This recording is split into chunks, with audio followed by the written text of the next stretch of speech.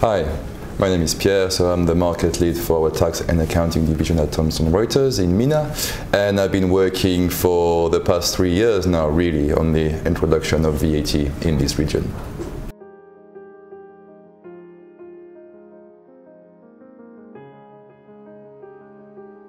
A lot of the companies in the UAE and Saudi have actually gone down the in-house route, which means that they've actually implemented that themselves and with their own system as well. And that is actually aligned with the Thomson Reuters and ACCA survey from last year and this year, where most of the respondents kind of said the same thing. What we are also seeing is a lot of these companies now are kind of shifting a little bit from that in-house to the outsource model because they got caught on certain few things. So things like being able to issue a basic VAT invoice, which sounds quite easy, but a lot of companies got caught of that because their system were not ready for it.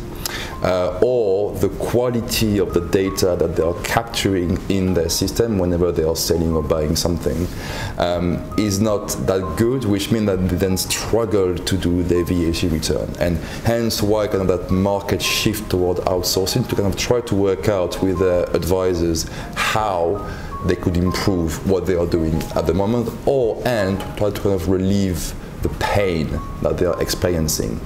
The other thing is most of the companies have said at about 57%, I believe, that the requirements from the law were clear, which is great. Obviously that also means that there was a bit of confusion, which you would expect for a brand new tax in this region anyway. So again, it's a kind of a improvement process as we go along, but I think the adoption rate of VAT so far from the UAE and Saudi was a success, definitely.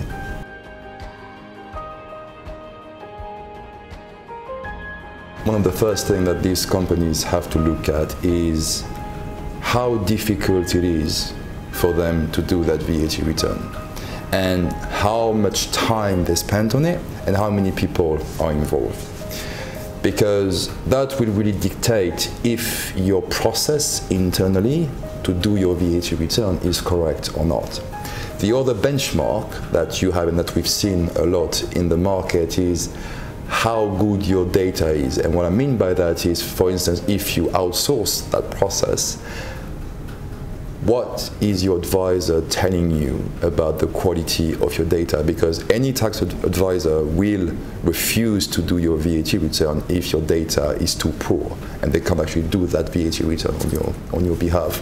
So that is a good benchmark as well to try to kind of work out, do you have to go back every single time and work on that manually outside your system to try to get to the right data? If this is the case, then there is, I guess, improvements that you can make, obviously. So one of the things is looking at, are you still happy with your outsourcing process, or do you want to try to kind of build that expertise internally and try to bring that in-house? That's one of the questions you need to ask yourself. The second one is, have you really leveraged everything that you have internally to have as efficient as possible process when it comes to VAT? And what I mean by that is, have your system been set up properly? But not as a quick and dirty fix, but as a, this is the right setup with the right amount of detail and granularity in our data for us to be able to do our VAT return.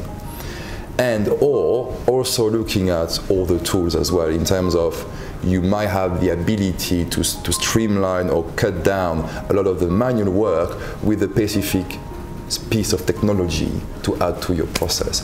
So these are kind of the thing that you need to think about as a company, because the more automated your process is, the less manual involvement there is, the better chance your VAT return will be correct quickly, right? And that's really what you should be aiming at, is cut down that VAT return process so you don't spend all of the month or all of the quarter at the end of the quarter trying to get to that VAT return, but actually trying to analyze it. That's really what you should be aiming at as a company.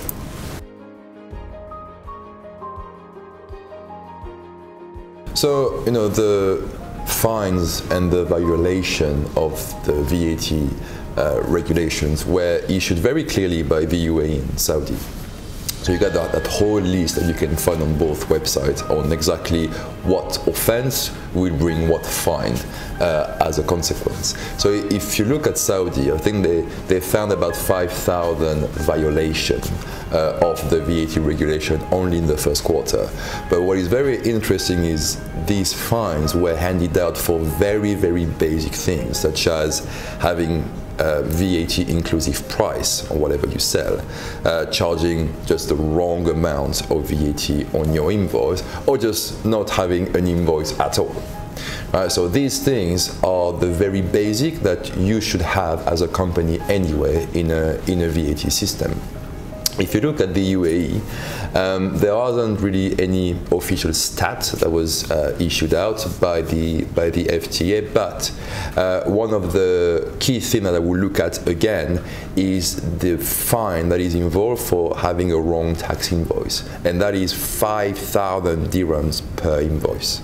So if you can imagine, if you're a business having a lot of transactions every month or every quarter, that can be a big amount of money that you might be fined. So that would be the thing again that I would think about as a business, which is, have you done your homework for at least the very basic things?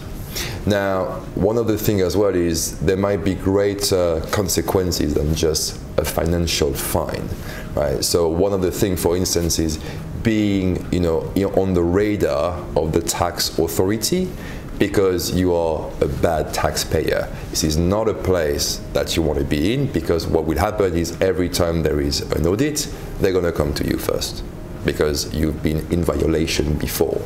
And the last thing is, both Gazette and the FTA have ramped up a lot in terms of the amount of auditors that they have hired as tax authority and the amount of training that they are giving them. You just look over LinkedIn, the amount of people who are now auditors are absolutely crazy. So you should expect as well as companies a huge ramp up of activities from both these two tax authorities really in that respect.